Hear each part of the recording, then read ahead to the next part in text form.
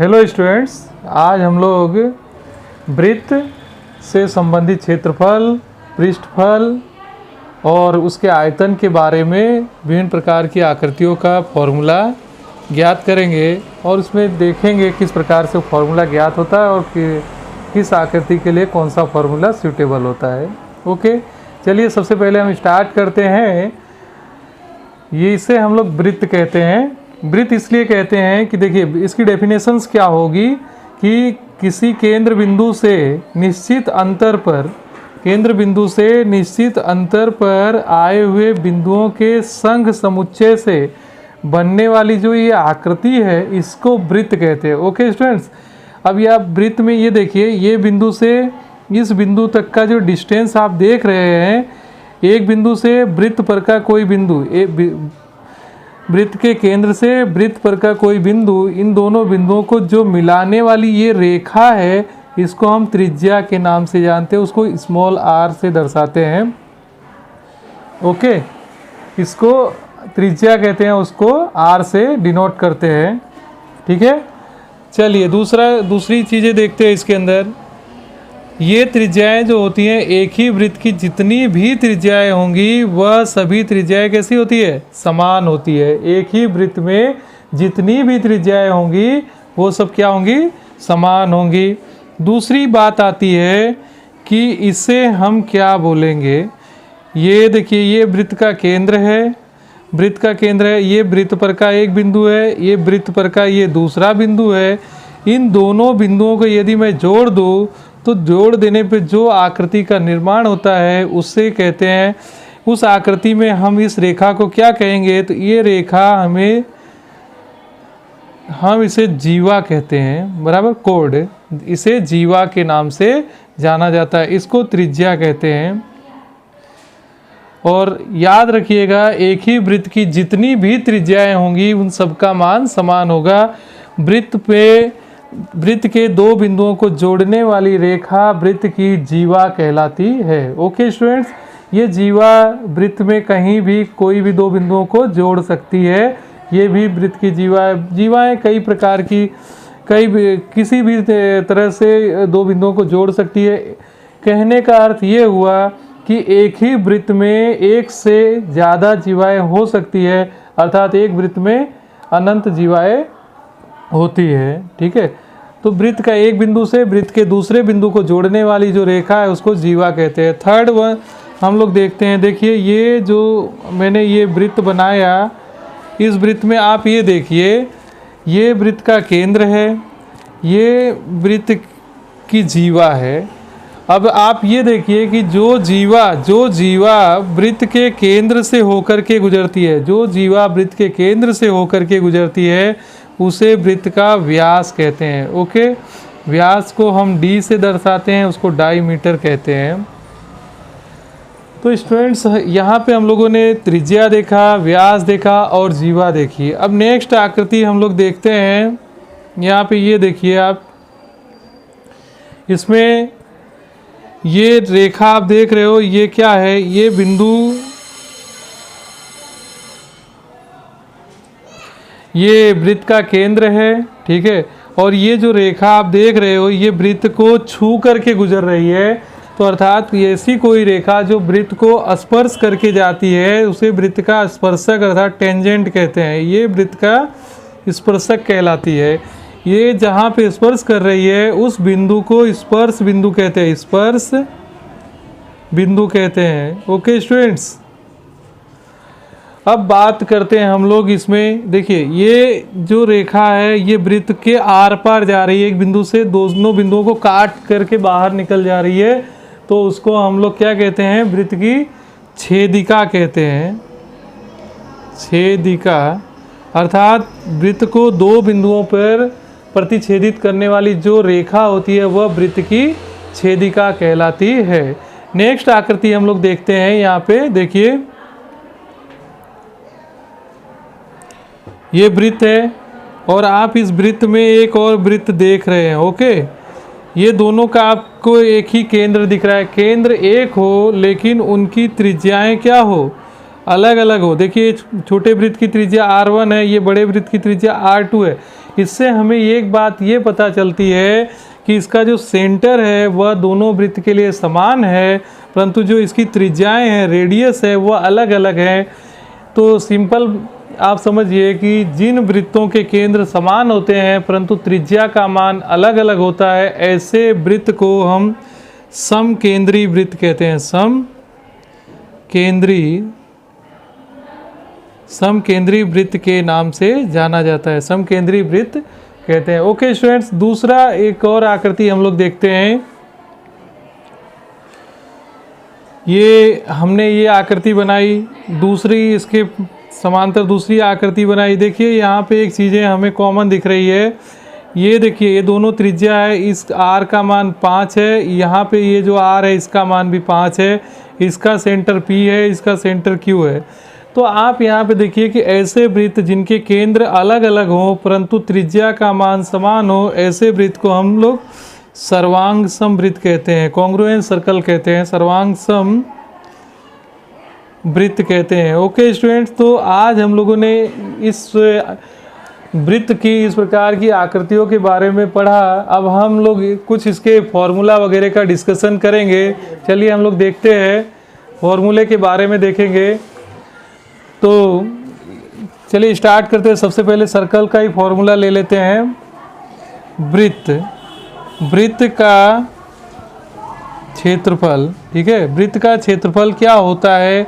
तो आप देखिए वृत्त का क्षेत्रफल होता है पाई आर स्क्वायर। ओके स्टूडेंट्स, वृत्त का क्षेत्रफल पाई आर स्क्वायर। ये जो सर्कल दिख रहा है, ये पूरा इसका जो अंदर का ये भाग है, इसको क्षेत्रफल के नाम से जाना जाता है, ठीक है, इसको पाई आर स्क्वायर बोलते हैं। वृत्त की परिधि सर्कमफेरेंस ऑफ सर्कल। ओके, तो ये जो आपको ये भाग जो दिख रहा है, ये इसको हम परिधि के नाम से जानते हैं। तो इसकी परिधि होती है 2 पाई आर। ये हुआ सर्कल की बात। अब हम लोग दूसरे प्रकार की आकृतियों के बारे में देखते हैं। देखिए ये इसको हम बोलते हैं क्यूब। ओके, क्यूब अर्थात हो गया आपका घन, ठीक है। अब ये क्यूब है, इसको हम घन बोलते हैं, घन, ठीक है। तो इसमें घन का जो क्षेत्रफल होता है, इसकी सभी साइड्स कैसी होती है? बराबर होती है। तो क्षेत्रफल होता है इसका, घन का क्षेत्रफल होता है 6l स्क्वायर स्टूडेंट्स। ओके, और इसके आयतन की बात कर लेते हैं। तो इसका आयतन जो होता है, आयतन बराबर, इसका सभी साइड सेम होने के कारण इसका आयतन होता है l क्यूब, मतलब इसके भुजा का घात 3। दूसरी आकृति हम लोग देखते हैं, इसको बोलते हैं घनाभ। देखिए घनाभ किस तरह की आकृति है, ये देखिए इसको घनाभ बोला जाता है। ये एक आयताकार आकृति जैसा दिखता है। इसका क्षेत्रफल की बात करें हम लोग तो क्षेत्रफल हो जाता है, इसमें आयताकार दिखने के कारण इसमें लंबाई, चौड़ाई और ऊंचाई जैसी बातों का समावेश होता है। इससे क्षेत्रफल हो जाएगा इसका 2 इंटू लंबाई इंटू चौड़ाई प्लस चौड़ाई और ऊंचाई इंटू लंबाई। तो इसको हम लोग क्या बोलेंगे? इसका क्षेत्रफल हो गया ये। ओके, अब हम लोग इसकी बात करते हैं यहाँ पे आयतन की। घनाभ का आयतन की बात करेंगे तो देखिए आयतन में क्या होता है? लंबाई, चौड़ाई, ऊंचाई इसमें आ गया। तो इसका मतलब हो जाएगा L गुणा B गुणा H, मतलब लंबाई गुणा चौड़ाई गुणा ऊंचाई। ये तो हुआ, इसको क्यूब बोलते हैं, इसको क्यूबॉइड बोलते हैं। ओके स्टूडेंट्स, ये हो गया घन, ये हो गया हमारा क्यूब, और ये हो गया घनाभ, ठीक है, इसको क्यूबॉइड बोलते हैं, क्यूबॉइड। ओके, नेक्स्ट हम लोग देखते हैं। देखिए इसको हम बोलेंगे बेलनाकार। ओके स्टूडेंट्स, ये बेलनाकार अर्थात सिलेंडर, बेलनाकार, ये बेलनाकार आकृति जैसे कुआं वगैरह आप देखते हैं तो वो बेलनाकार होता है, ठीक है। तो बेलनाकार की वक्र सतह का क्षेत्रफल,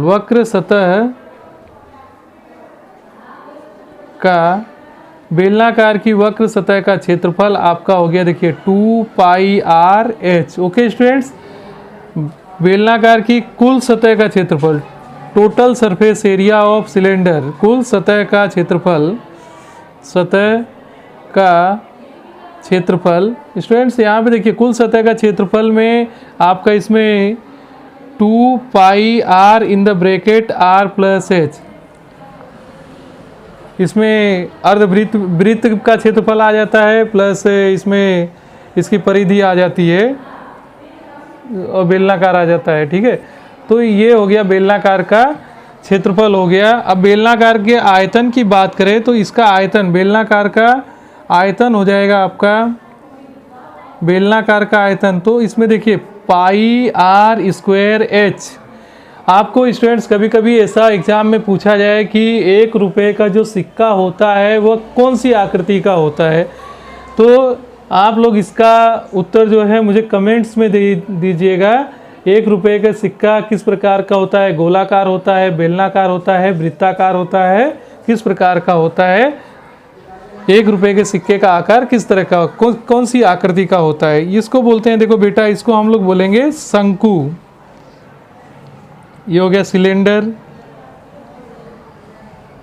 शंकु, इसको बोलते हैं हम लोग शंकु। शंकु का हो गया क्या बोलेंगे, कोन। ओके, शंकु की वक्र सतह का क्षेत्रफल, वक्र सतह का क्षेत्रफल, शंकु की वक्र सतह का क्षेत्रफल तो पाई आर एल होता है कुल सतह का क्षेत्रफल, कुल सतह का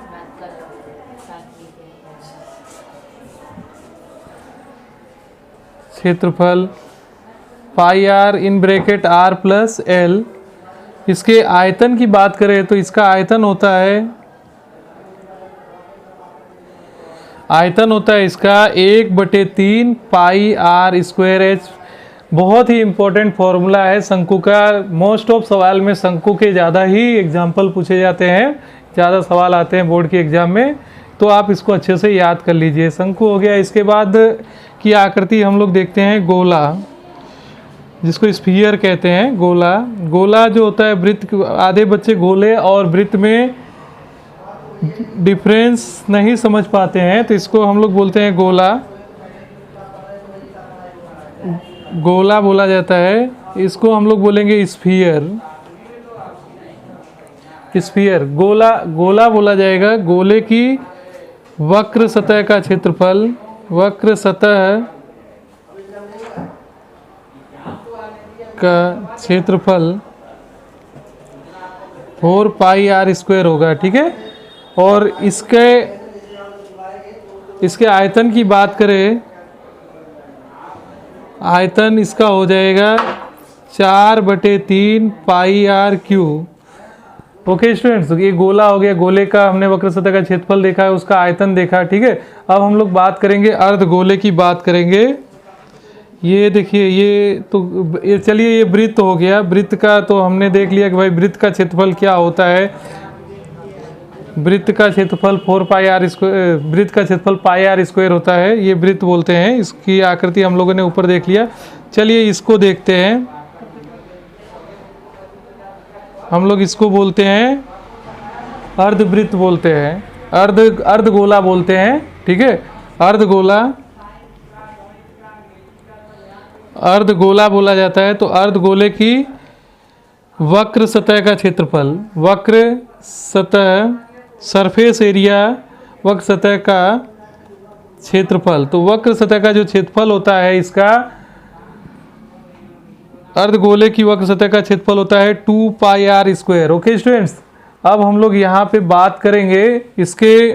देखिए, वक्र अर्धगोला 2 प्रकार का होता है, ठोस होता है और खोखला गोला होता है।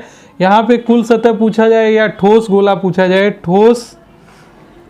ठोस अर्धगोले की बात किया जाएगा। अर्धगोले का क्षेत्रफल, ठोस अर्धगोले का क्षेत्रफल की जब बात करेंगे तो वह हो जाएगा 3 पाई आर स्क्वायर। ओके स्टूडेंट्स, यहाँ पे आप याद रखिए कि अर्धगोले के लिए 3 पाई आर स्क्वायर फॉर्मूला लगता है।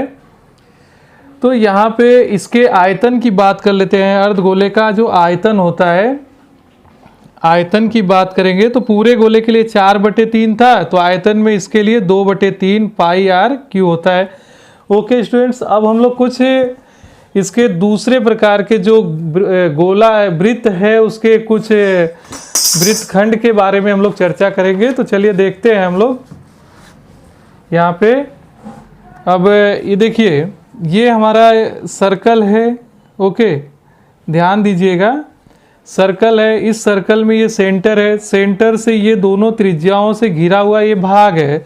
तो इसे देखिए हम लोग क्या बोलेंगे, ये आप ए बी और सी नाम दे दीजिए। ओके, तो यहाँ पे जो AC है इसको चाप AC कहा जाता है। चाप AC, लघु चाप क्या बोलेंगे, लघु चाप बोलेंगे। और अगर इस साइड से देखा जाए तो इस साइड से ये क्या बनेगा, दीर्घ चाप बनेगा। ओके, ये हो गया दीर्घ चाप, और ये हो गया, यहाँ से देखा जाए तो ये हो गया लघु चाप, इसको बोलेंगे लघु चाप। और ये दो त्रिज्याओं से घिरा हुआ जो ये यहाँ से इस तरह से कर्व वाला भाग दिख रहा है, ये अंदर का जो पार्ट है, इसको बोला जाता है त्रिज्यीय खंड बोलते हैं, त्रिज्या खंड बोलते हैं। स्टूडेंट्स, आप इसको समझ रहे हैं। और यहाँ पे ये जो एंगल बनता है वही त्रिज्या खंड के द्वारा ये भाग बनता है। ठीक है, अब ये तो आपकी त्रिज्या हो गई, रेडियस हो गई, ये दोनों का मान कैसा होता है, बराबर होता है। दो त्रिज्याओं से घिरे हुए भाग को हम त्रिज्या खंड के नाम से जानते हैं। अब आप इस आकृति को देखिए, अगर इस आकृति में मैं यहाँ से एक ऐसी रेखा खींच दूँ तो ऊपर के साइड पे त्रिभुज बन रहा है, बीच में ये खाली जगह है, तो इस खाली जगह को हम लोग लघु त्रिज्य खंड बोलते हैं। लघु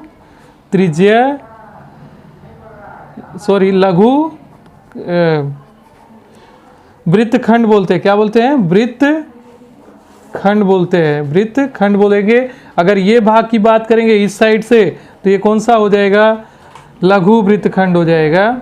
और उस साइड की अगर बात किया जाएगा तो ये हो जाएगा दीर्घ वृत्त खंड बोलेंगे। तो हम लोग इसके कुछ फॉर्मूले वगैरह के बारे में भी चर्चा कर लेते हैं। देखिए यहाँ पे बहुत ही इंपॉर्टेंट बातों की चर्चा कर रहे हैं हम लोग। यहाँ पे देखिए फॉर्मूला लिख रहे हैं हम लोग, लघु चाप की लंबाई, लघु चाप की लंबाई, लघु चाप की लंबाई स्मॉल l इक्वल टू होता है पाई आर थीटा अपॉन में 180 बराबर। ये पाई आर थीटा अपॉन 180 किसकी होती है, लघु चाप की लंबाई होती है। अब इसी के पैरेलल हम बात करें दीर्घ चाप की लंबाई, दीर्घ चाप की लंबाई, तो आर त्रिज्या वाला जो वृत्त है तो उसमें लघु चाप की लंबाई, दीर्घ चाप की लंबाई की बात करेंगे तो पूरा जो सर्कल आर त्रिज्या वाला जो सर्कल है वो उसकी परिधि होती है 2 पाई आर वृत्त की परिधि माइनस लघु चाप की लंबाई upon pi r theta upon 1/180। Okay students, ये हो गई दीर्घ चाप की लंबाई। अब हम इसके त्रिज्य खंड का फॉर्मूला लिखेंगे। लघु त्रिज्य खंड, लघु त्रिज्य खंड, ज्या खंड का फॉर्मूला आपका हो जाएगा, त्रिज्या खंड बराबर हो जाएगा pi r square theta upon 180 degree. Okay student, चलिए आज के पीरियड में हम लोग इतनी बात करेंगे, बाकी की बातें हम लोग नेक्स्ट लेक्चर में करेंगे। तब तक के लिए धन्यवाद।